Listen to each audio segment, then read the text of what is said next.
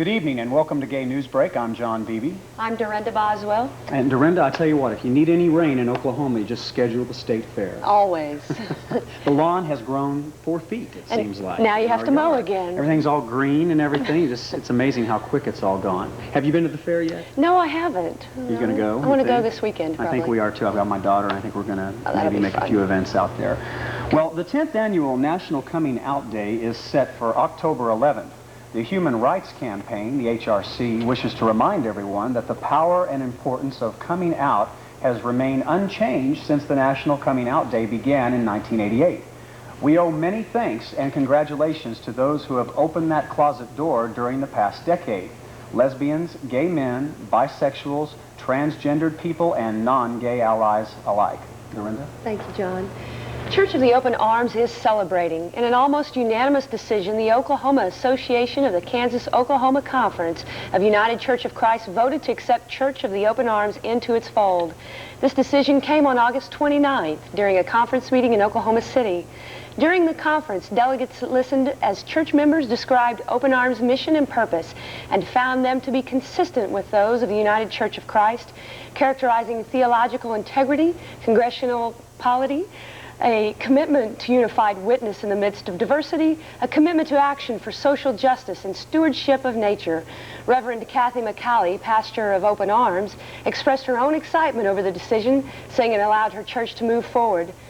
She also said that people of faith are coming to see that discrimination against homosexuals is as wrong as discrimination against people of color or women.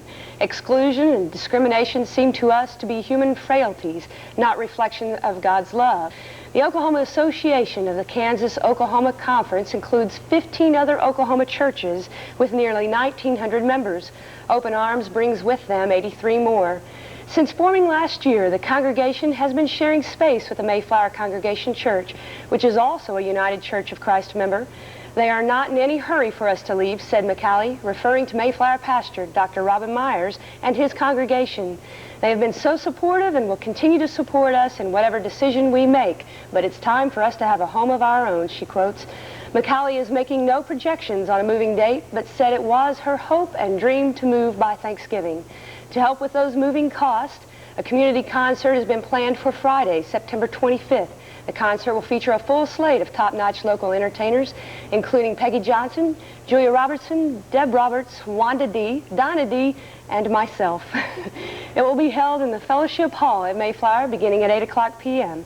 VIP tickets, which include seating at a table close to the stage, are $25. Regular admission tickets are $10. And for tickets, you can call 405-524-6300. That's 524-6300. That ought to be a wonderful evening. I look forward to it. Yeah. I'll definitely try to be there. I'm glad to hear that great news for Kathy, too. She's a wonderful lady. She sure is. The 16th annual Mr. Gay All-American contest was held in Little Rock, Arkansas last week. 33 contestants qualified from all across the country to compete for the national title. Contestants competed in the following categories: talent, interview, swimwear, and fashion modeling. Finals night was held at the Discovery in Little Rock Sunday, September 20th. The top 12 were announced, and all scores except interview were thrown out, and the top 12 contestants competed again in all categories. The top 6 were then selected, and they competed in on-stage question, which was then added to their overall scores. Mr. Gay All-American 1999, I'm proud to announce, is Richard Greer from Indianapolis, Indiana, and this was Richard's 3rd year to compete for the title. Mr. Greer had earlier qualified by winning the Mr. Gay Spirit All-American contest here in Oklahoma City at the Copa that many of you may have attended last July. And we're very proud to have another Oklahoma connection to hold this national title. It would be our 3rd one. I did bring the program, and this was our former Mr. All-American who gave it up that year, Antonio Edwards, Mr. Gay All-American 1999. And then just so happens that we have Richard Greer here on the back cover, who is our new, right up here, our new Mr. Gay All-American 1999. He's a wonderful guy. He's going to do a great job. Oh, he's very good looking. Yes, he is. So we're very glad to have him.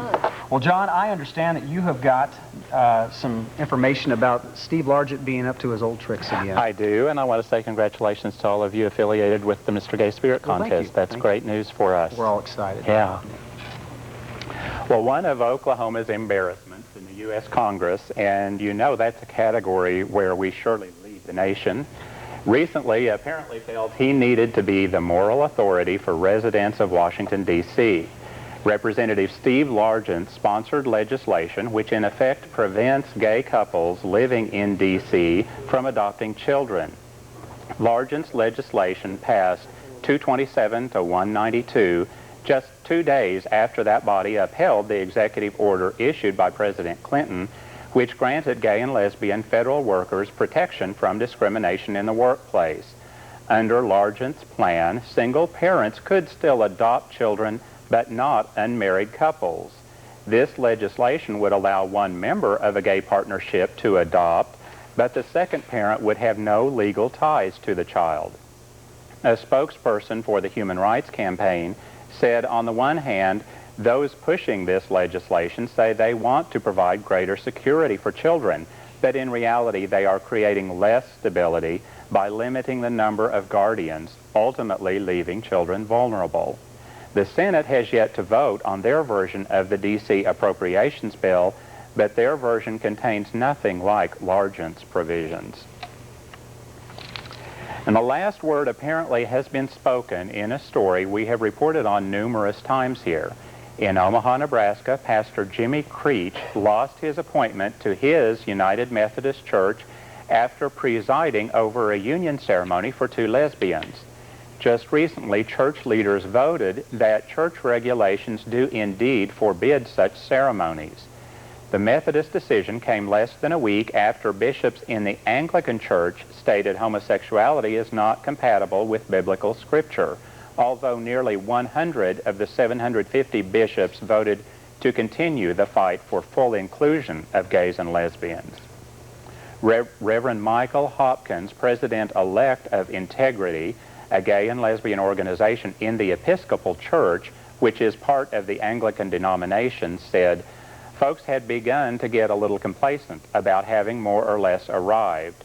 We've discovered there's a lot more work to be done." And Reverend Creech, the former United Methodist pastor, reportedly now cleans cottages in North Carolina for a living. John? Very interesting, John. Thank you very much, Derenda. Well, thank you. We have Chuck Jones with us this evening on World News. I understand that you have a story about a clairvoyant transsexual who's running for public office? Yes, a very interesting character has decided to run for politics, which in the light of what's going on in America, I don't think it's all that strange, really. I'd say go for it. Well, we begin our world news tonight with news from Canada. It seems that Canada is currently suffering from its own separate but equal policy. This policy is somewhat similar to the separate but equal race policies of the 1960s here in America, but this policy differs in one big way. It deals with sexual orientation. In Canada, the government employees are treated differently in respect to benefit programs. As it stands right now, same-sex partner benefits are different from their same-sex counterparts. Well, federal Justice Andrew McKay has decided that that must be changed. Yes, that's right. He has called the dual system appalling and said that the same-sex relationships should not be treated any differently than straight ones. He's calling for a change in the Canadian government's definition of the word spouse in its employment regulations. Justice McKay believes that the word spouse should be changed to mean any persons involved in a long-term relationship. McKay's ruling also grants human rights officials the power to order the federal government to rework all laws, regulations, and directives that discriminate against same-sex couples in the area of job benefits. And she's a transsexual transvestite, but she's not from Transylvania. Yes, she's from Lima, Peru. And she is a clairvoyant turned TV star turned woman. And she's upset Peru's traditional macho image and has caused a stir on the political scene. The Peruvian transsexual has decided to run for local office in Lima. Fulvia Salica, who was born a man and who predicts Peruvians' futures on a local TV show, told reporters that she has registered to run for mayor in Lima's October elections. Salica says that she has always been interested in politics, but claims that transsexuals have always been marginalized and felt they could not run for office. Well, Fulvia is determined to be elected to something. She claims that if she loses the mayor's race, that she will simply run for Congress in 2000. You go, girl. Did you say mayor or mayor? Mayor. I think that's great. I think that's pretty cool. Doesn't make our story here in the national level look so bad, does it? No, not at all. Well, we have Desmond Stone with the Health News. Desmond, glad to have you here. Thank you, sir. Good evening, everyone. Progressive multifocal leukoencephalopathy, or PML, is a viral infection of the brain which can cause paralysis, loss of vision, and speech problems. Until recently, there was no effective treatment, and most patients with the condition died. However, researchers at the San Rafael Hospital in Milan and the University of North Carolina School of Medicine note that promising results were achieved when patients began receiving highly active antiretroviral therapy. Out of 10 patients studied, 6 improved substantially and 9 had undetected HIV viral loads after 112 days of treatment. Merck, the manufacturer of the drug Crixivan, announced that its study of twice-daily dosing of the drug has stopped due to poor long-term results. After 6 months on this regimen, only 61% of the patients achieved a viral load value considered acceptable. However, the FDA recently approved DuPont's drug Sustiva, a once-a-day medication. Although not a protease inhibitor, this drug appears to be as effective, and the regimen is easier to follow and has milder side effects. 1.7 million children were left without parents in areas of sub-Saharan Africa last year because of AIDS. According to the UN, 40% of children in rural parts of East Africa had lost a parent by the age of 15, and 23% of children under the age of 15 had lost one or both parents to the disease. Many of these children are taken in by extended families, but high poverty levels leave many of them abandoned. It's estimated that more than 90,000 children are now living on the streets of Lusaka, the capital of Zambia. Till It's Over is the theme of the United States Conference on AIDS this year. The conference, being held in Dallas, will run from October 29th to November the 1st. Organizers expect over 3,000 attendees from across the country. If you or your organization would like more information about the conference, you can call 202-483-6622. And we'll have that number once again on our community bulletin board at the end of the show. Don't go away. There's more Gay News Break coming up right after this message.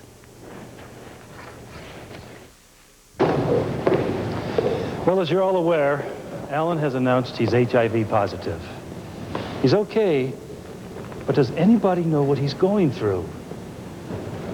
What do our people think? We need to get on this. Shirley, do we have an employee policy? Are we required to set one up? Kurt, is he covered by our insurance plan? Okay, Ellen, as his manager, is he entitled to extra time off? At least 1 in 10 businesses has had an employee with HIV. John. Terry? If you have a business, you need answers. How can we help? Anybody? Anybody at all? Call for this manager's kit and help keep your workplace healthy and productive. It's awfully quiet in here.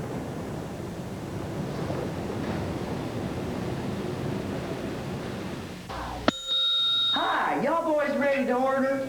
I think I'll have the burger special. We don't serve your kind in here. What did you say? I said we don't serve your kind in here. Y'all are just gonna have to leave. You people know you're not welcome here. We don't serve homosexuals.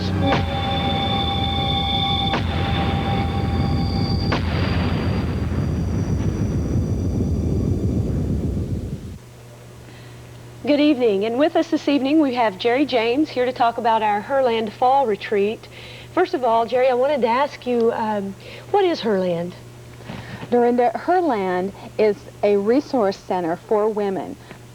The women there primarily are lesbians, but it is for all women. It's been in Oklahoma City, operated for 12 years. It's absolutely private, nonprofit. It's a place where women can go to find out what's going on in the lesbian community, to find out lots of resources. There's just loads and loads of magazines from all over not only the country but international magazines as well, and books. It's a lending library. The other thing that Herland does is showcase a lot of female talent in the Oklahoma City area by putting on such things as coffee houses. So it's just, I think here in Oklahoma City, we're very fortunate to have someplace like Herland for the community. That's wonderful. Good. Well, they have a fall retreat coming up, I know, and so would you like to tell us about that? Yes, I'd love to tell you about the retreat, because at Herland, we love the retreats, and the women love the retreats. We have 2 a year, a spring and a fall. Of course, this is our fall coming up, and it's going to be October 9th, 10th, and 11th at Osage Hills, which is in the northeastern Oklahoma, not far from Tulsa. And it's going to be 3 days of women coming together to just basically to share, to have a really good time. That's wonderful. I know there's so many new women in the community, and so for this information to be out there and an opportunity to meet others, I just think it's wonderful. When is this? It's Friday, Saturday, and Sunday, October 9th, 10th, and 11th. And yes, it's a great way for women to meet other women, not only in Oklahoma City, but there'll be women there throughout the state, and often we get women who come from other states as well, particularly Texas. What's so great about it is it's a very loving, supportive, and fun atmosphere. So if you come either with a friend, with your partner, or by yourself, there's other women there, and everybody wants to meet everybody, wants to talk to everybody, wants to have fun with everyone. That's great. What are some of the things that will be going on? Well, Osage Hills happens to be 52,000 acres of tall prairie grass with buffalo. So there's going to be some buffalo watching, as well as lots of hiking going on, canoeing, maybe, depending on the weather, even swimming, tennis, golf. There will be campfires, and there will be singing around the campfires. There's also going to be an open mic for people who want to sing, maybe who've never sang in front of people before.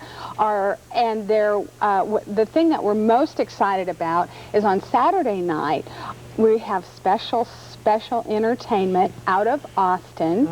Emily Cates will be there performing, and Emily is known nationwide. She has a cult following, and we're just so anxious and thrilled about having her there. Very talented woman, a very good songwriter and entertainer. How much is this, and what are the accommodations? Cabin accommodations, lots of fun in the cabins, and what's great about the accommodations is that everyone can be accommodated. We'll have no smoking cabins, no drinking cabins, cabins where people go to bed early, so everyone gets to be accommodated. And also what Herland does is keep things on a sliding scale. So you may spend as little as $25 or maybe $65. But either amount is really good because it includes everything for the weekend. That's great. Thank you, Jeri, for coming and telling us about this. What a wonderful opportunity. Well, thank you, and thank you to Newsbreak. We appreciate it. Yeah, great. All right, Chuck, with our entertainment. Thank you, Derenda. Thank you, Derenda. Tonight in our entertainment segment, what I was wanting to discuss was how prevalent and how widespread the gay entertainment is out there. There are a lot of new movies that have been released on video that you as a gay person or perhaps a heterosexual person which wants to be educated on maybe what it's like to be gay if you don't know anyone or if you want to come to a better understanding. There's a lot of movies out there that approach gay life from a very positive aspect. One movie is In and Out. It was a very popular movie when it was at the theaters, and it has just recently been released. And I suggest that if you haven't seen that should be your first one to go rent, because it stars Kevin Kline. It's a very funny movie, and it just approaches the idea of his homosexuality from a very comic view, but yet takes it very seriously as well.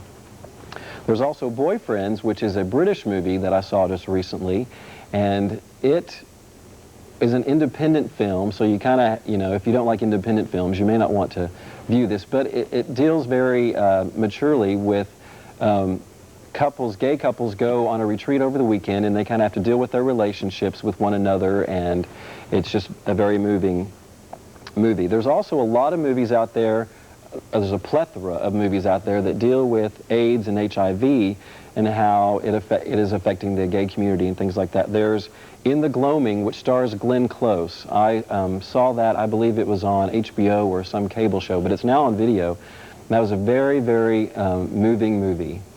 And so I suggest that you go see that. And also I want to just remind you that the new TV show, Will and Grace, has premiered this week. It premiered Monday at 8:30. I enjoyed that tremendously, and I suggest that you watch that. I'm encouraged to see what they do with the characters. And next to you, or back to you, John. Chuck, Gene Siskel has nothing on you. What a fantastic job. Very good. Good job. Well, with me, we have Robert Caldwell to have this week's insight. And Robert, we enjoyed you last week. We're looking forward to it this week. Welcome. Thank you very much. You bet.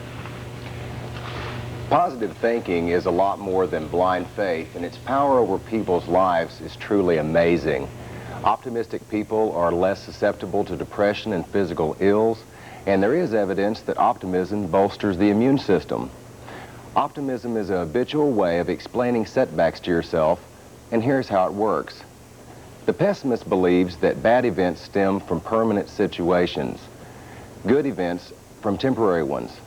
The optimist, however, attributes failure to temporary causes and favorable situations to enduring causes. The pessimist allows a disappointment in one area of their life to pervade to the rest. The optimist doesn't let one setback contaminate their whole life. When things go wrong, pessimists blame themselves. The optimist ascribes such troubles as to a fluke, and they look for a new approach. The thought, "nothing I do matters," prevents the pessimist from trying to improve the situation. So, when confronted by a setback, they just give up. The latest research shows that optimism is a skill that anyone can master. And here are some suggestions to help you think more positively. Keep your self-appraisal accurate. Imagine the worst-case scenario, but then picture the best. Think of a failure as a result of a faulty strategy and not as a character flaw. Then, instead of feeling helpless, you can take action. Rehearse being a winner. In experiments, people who imagine themselves succeeding outperform those who expect to fail. Give yourself credit. Acknowledge past successes. Analyze the good things that happen to you as a result of your efforts. Set goals. Break down large goals into smaller ones to keep from being paralyzed by the enormousness of your task. With each interim goal you reach, you'll see progress. You'll feel energized and excited about what's to come. And that, my friend, is the mark and the power of an optimist. Wonderful, Robert. I don't know if you've had a chance to look at the new Oprah Winfrey show since she started her new season of self-help, and a lot of what she's doing on every show is what you're talking about here. I haven't got a chance to look at it. It's a fantastic show. I got my mom watching it the other day, and it's just fantastic. That's wonderful. It's about time we get some positive things on TV. Right. Instead positive of education. slapping guests around the stage. Well, we'll be right back with some closing comments after this message, so please stay with us. They fired her? Yes. But that isn't fair. No, it isn't. It isn't legal. Yes, it is. In 41 of our 50 states, a person can be fired just for being lesbian, gay, or bisexual with no legal recourse. Most Americans don't know that. Betty? Is there anything we can do? Call the Human Rights Campaign toll-free at 1-888-4HRC-1997. Anti-gay job discrimination drives us apart. Americans want solutions that bring us together. You always have to be in control. When you're going out to a club and you're drinking or whatever it is, you always have to be in control. In control. In control. In control. Respect yourself. Protect yourself. I didn't understand my girlfriends growing up. I'm in love, and it was a different guy every 3 weeks. I didn't understand that. I don't look back and regret ever not sleeping with someone. I know on the long run I'm going to be much better off. Respect yourself. Protect yourself. Welcome back. This is the 12th year for that Herland retreat, and it was back at the Osage Hills back in 1986 is when they had the first retreat. So it's quite a momentous time, and they're going to have photos from that retreat. So I think it'll be a wonderful time. You can get that number on the bulletin board at the end of this show. Also, please look for the Mr. Gay All-American Enterprises phone number on the bulletin board as well. Those of you that are interested in competing in the Mr. Gay All-American contest system. Again, I want to congratulate Richard Greer, who is our new Mr. Gay All-American in 1999. His first appearance as Mr. Gay All-American will be at Miss Gay America in Little Rock coming up the week of October 20th, I believe. So all of you that can attend that, please go out to Little Rock and see him and watch him perform, and as well as the other contestants. There are usually about 60 contestants for the Miss America How fun. Gay America pageant, so it's going to be great. Who all's going to the fair? I usually don't go to the fair. I'm not a big fair. My kids won't allow me not to. I hear you there. There you go. Maybe we'll have to get our kids together and all go. We'll That'd be have a to lot do of fun. that. I think that'd be great. And again, we also welcome your comments on our talkback line, because without your input, we would be very stifled here. So we appreciate any input that you have to call in on our talkback line, and we appreciate your input, and we look forward to seeing you next week, and we appreciate you being with us tonight. Have a good week. Good Thank night. you. Good night. Good night. Good night.